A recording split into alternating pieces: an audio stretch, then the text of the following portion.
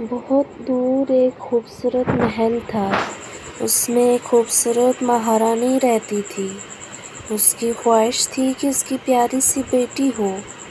ٹھنڈ کا موسم تھا۔ رانی کھڑکی کے پاس بیٹھ کے کپڑے سی رہی تھی کہ اچانک اسے انگلی میں سوئی چبھ گئی۔ اس نے روئی سے خون صاف کیا اور اسی وقت یہ دعا کی کہ میں چاہتی ہوں کہ میری پیاری سی بیٹی ہو، جس کا رنگ برف کی طرح سفید ہو اور آنکھیں تاروں کی طرح چمکتی ہوں، جس کا دل خوشیوں سے بھرپور ہو۔ اور ایک دن مہارانی کی دعا قبول ہو گئی اور ان کے ہاں بیٹی پیدا ہوئی۔ انہوں نے اس کا نام سنو وائٹ رکھا۔ سال یوں ہی گزرتے رہے، مگر ان کی خوشی زیادہ دیر برقرار نہ رہ سکی۔ رحم دل رانی بیمار ہو گئی اور کچھ ہی دنوں میں ان کا انتقال ہو گیا۔ کچھ سال گزر جانے کے بعد مہاراجا کی عمر ہو گئی تھی اور وہ کمزور ہونے لگے تھے، اس لیے انہوں نے دوسری شادی کر لی۔ یہ مہارانی شکل سے تو بہت خوبصورت تھی، لیکن اس کا دل بالکل بھی صاف نہیں تھا۔ اس مہارانی کے محل میں آتے ہی بہت کچھ بدلنے لگا، بہت کچھ نقصان ہوا۔ ان مسئلوں کی وجہ سے مہاراجا کو محل سے باہر جانا پڑا۔ گھمنڈی مہارانی بہت خوش ہوئی۔ نئی رانی نہایت ہی خوبصورت تھی اور اپنی خوبصورتی پر ناز کرتی تھی۔ اس کے پاس ایک جادوئی آئینہ تھا، جس سے وہ ہمیشہ پوچھا کرتی تھی، اے دیوار پہ لٹکے آئینے، یہ بتا کہ دنیا میں سب سے زیادہ خوبصورت کون ہے؟ آئینہ ہمیشہ جواب دیتا، آپ میری رانی دنیا میں سب سے زیادہ خوبصورت ہیں۔ رانی تو آئینے کے جواب سے بہت خوش تھی، لیکن اسے اب تک یہ معلوم نہیں تھا کہ سنو وائٹ جیسے جیسے بڑی ہو رہی تھی، اس کی خوبصورتی میں اضافہ ہو رہا تھا۔ ایک دن پاس ہی کی ندی میں ایک خوبصورت شہزادہ پانی پینے گیا۔ وہاں اسے پانی میں ایک خوبصورت سنو وائٹ کا عکس نظر آیا۔ اس نے جب ادھر ادھر دیکھا تو اسے سنو وائٹ نظر نہیں آئی، لیکن اس کے ارد گرد کے پرندے نظر آئے۔ ایک صبح رانی آئینے کے پاس گئی اور اپنا وہی سوال دہرایا، لیکن آئینے کے جواب نے رانی کو چونکا دیا۔ آپ میری رانی دنیا میں سب سے زیادہ خوبصورت ہیں، لیکن سنو وائٹ اب بھی آپ سے زیادہ خوبصورت ہے۔ رانی کو سنو وائٹ سے بہت زیادہ جلن ہونے لگی کہ وہ اس سے زیادہ خوبصورت ہے۔ رانی نے فوراً ایک شکاری کو بلایا اور کہا، تم سنو وائٹ کو جنگل میں لے جاؤ اور اسے وہیں چھوڑ آؤ، جلد ہی اسے کوئی جانور کھا جائے گا۔ یہ سن کر شکاری کا دل دہل گیا۔ مہارانی نے سنو وائٹ کو بلوایا اور کہا کہ تم محل میں رہتے رہتے بور ہو گئی ہو پیاری، جاؤ جنگل میں گھوم آؤ اس سے تمہارا دل بہل جائے گا۔ اور سپاہی سے کہا کہ اسے اپنے ساتھ لے جاؤ۔ سپاہی کا دل تو نہیں مان رہا تھا کہ وہ سنو وائٹ کو جنگل لے جائے، لیکن پھر بھی اس نے رانی کے حکم پر عمل کیا۔ سنو وائٹ کو سپاہی اپنے ساتھ ایک گھنے جنگل میں لے گیا، اور جب وہ واپس آنے لگا تو اس نے کہا، سنو وائٹ، رانی نے مجھے تم کو یہیں چھوڑ دینے کا حکم دیا ہے تاکہ تمہیں کوئی جانور کھا جائے اور تم زندہ بچ نہ پاؤ۔ اور سپاہی شام ہوتے ہی واپس چلا گیا۔ سنو وائٹ بہت گھبرائی اور اداس بھی ہوئی۔ سنو وائٹ کو جنگل میں بہت ڈر لگ رہا تھا۔ وہ ایک درخت کے نیچے بیٹھی اور بہت روئی۔ پھر وہ جنگل میں ادھر ادھر بھٹکنے لگی۔ جلد ہی وہاں اسے ایک جھونپڑی نظر آئی۔ اسے نہیں پتا تھا کہ وہ جھونپڑی یا گھر کس کا ہے۔ وہ اس جھونپڑی کی طرف گئی۔ جب وہ جھونپڑی میں داخل ہوئی تو وہاں کوئی بھی موجود نہ تھا۔ گھر بہت گندا تھا۔ اس نے سارے گھر کو صاف کیا اور کھانا بھی تیار کیا۔ پھر اس نے ایک چھوٹی سی میز دیکھی جس پر چھوٹی چھوٹی 7 پلیٹیں رکھی تھیں۔ ہر پلیٹ کھانے کی چیزوں سے بھری ہوئی تھی۔ سنو وائٹ کو بہت بھوک بھی لگی تھی۔ وہ میز کی طرف گئی اور ہر پلیٹ سے اس نے کھانا کھایا۔ وہ ایک چھوٹے سے کمرے میں داخل ہوئی۔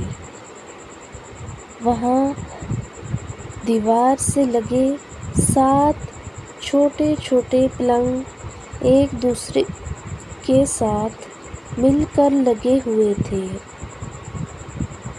سنو وائٹ پورا دن گھومنے کی وجہ سے بہت تھک چکی تھی، اس لیے وہ آرام کرنا چاہتی تھی۔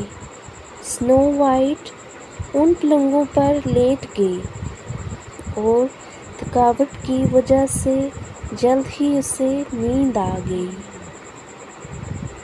وہ جھونپڑی 7 چھوٹے چھوٹے بونوں کا گھر تھا۔ وہ لوگ کام پر گئے تھے۔ وہ لوگ کام کر کے رات کو گھر واپس آئے اور وہ لوگ بہت بھوکے تھے کہ اچانک ان میں سے ایک نے عادت سے مجبور تھوڑا سا کھانا نیچے گرایا، کیونکہ گھر بہت صاف ستھرا تھا۔ اور دوسرا بونا حیران تھا کہ یہاں ہو کیا رہا ہے۔ ان میں سے ایک بونے کو نیند آ رہی تھی۔ اس نے کہا کہ اگر میں ابھی سو جاؤں تو پھر بتا سکتا ہوں کہ کیا ہو رہا ہے یہاں۔ اس طرح سارے بونے سونے چلے گئے۔ جب وہ سونے کے لیے اپنے کمرے میں گئے اور وہاں سنو وائٹ کو اپنے پلنگوں پر سوتے ہوئے پایا تو وہ حیران ہوئے۔ اگلی صبح جب سنو وائٹ سو کر اٹھی تب اس کی ملاقات 7 بونوں سے ہوئی۔ شروع میں اسے بہت ڈر لگا۔ پھر سنو وائٹ نے کہا کہ میں سنو وائٹ ہوں، مجھے معاف کر دیجیے گا اگر مجھ سے کوئی غلطی ہوئی ہے۔ ہم پھر سب بونوں نے اپنا اپنا تعارف کروایا اور یہ بہت ہی خوش تھی کیونکہ اب اس کے پاس 7 دوست اور بھی تھے۔ چلو بھائی نے خود 7 بونوں کو پوری کہانی سنائی۔ دونوں بونے سارے کہانی سن کر بہت دکھ ہوئے۔ تھوڑی دیر بعد وہ بونوں کے ساتھ مل جل گئی اور ان سے باتیں کرنے لگی۔ پھر اس نے بونوں کو اپنے ساتھ ہوئی آپ بیتی سنائی۔ جب اس نے اپنی آپ بیتی ان لوگوں سے بتائی تو سب سے بڑے بونے نے کہا، سنو وائٹ، اگر تمہیں پسند ہو تو تم ہماری جھونپڑی میں رہ سکتی ہو۔ سنو وائٹ خوشی خوشی راضی ہو گئی کیونکہ اس کے پاس کوئی اور ٹھکانہ بھی نہیں تھا کہ جہاں وہ رہ سکے۔ بعد میں جب بونے اپنے اپنے کام پر جانے لگے تب ان لوگوں نے سنو وائٹ کو سمجھایا کہ ہمارے علاوہ کسی اور کے لیے دروازہ مت کھولنا اور ہمارے اصولوں پر قائم رہنا اور اس رانی سے بھی ہوشیار رہنا اس لیے کہ وہ تمہیں نقصان پہنچا سکتی ہے۔ ادھر دوسری طرف رانی نے آئینے سے پھر اپنا سوال دہرایا۔ آئینے نے جواب دیا، میری رانی، آپ بہت خوبصورت ہیں، لیکن سنو وائٹ جو بونوں کے ساتھ رہ رہی ہے وہ دنیا میں سب سے زیادہ خوبصورت ہے۔ رانی کو یہ سن کر بہت تعجب ہوا اور غصہ بھی آیا کہ اس کی سوتیلی بیٹی ابھی تک زندہ اور سلامت ہے کیونکہ اس کے نزدیک سنو وائٹ کب کی مر چکی تھی۔ رانی نے جلدی سے اپنا بیس ایک گاؤں کی عورت کے روپ میں بدلا اور ساتھ میں لال لال پکے سیب کی ٹوکری لے کر محل سے نکلی۔ ایک لمبا سفر طے کرنے کے بعد وہ بونوں کی جھونپڑی تک جا پہنچی۔ اس نے دروازہ کھٹکھٹایا۔ سنو وائٹ شام کے لیے کھانا تیار کر رہی تھی۔ جب اس نے دروازہ کھٹکھٹایا اور کہا، میری پیاری، تمہارے لیے کچھ لذیذ سیب لائی ہوں، سنو وائٹ نے کھڑکی سے دیکھا اور جواب دیا، محترمہ، مجھے ان سیبوں کی ضرورت نہیں ہے۔ رانی بولی، کیا تم کو ڈر ہے کہ یہ سیب زہریلے ہیں؟ دیکھو یہ کتنے لال اور رسیلے ہیں، میں تمہارے لیے لائی ہوں۔ اس نے ایک سیب اپنے دانت سے کاٹ کر دکھایا۔ پھر اس نے بہت چالاکی سے ایک زہریلا سیب ٹوکری سے نکال کر سنو وائٹ کو پیش کیا۔ اس بار سنو وائٹ سیب لینے سے انکار نہ کر سکی اور اس نے اس سے سیب لے لیا، لیکن سنو وائٹ نے سیب کو دانت سے پہلی ہی بار کاٹا کہ وہ گر گئی اور مر گئی۔ رانی بہت خوش ہوئی جب اسے پوری طرح یقین ہو گیا کہ سنو وائٹ مر گئی ہے۔ تب وہ اپنے محل واپس لوٹ آئی۔ رات کو بونے جب گھر واپس آئے اور سنو وائٹ کو مرا ہوا پایا تو بہت افسوس کے ساتھ ان لوگوں نے شیشے کا تابوت بنایا اور اس میں سنو وائٹ کو لٹا دیا۔ ایک دن شہزادے کو ان پرندوں نے راستہ دکھایا اور شہزادہ اسی جنگل میں آ گیا جہاں پہ سنو وائٹ تابوت میں سوئی ہوئی تھی۔ وہ بونو کے گھر آیا۔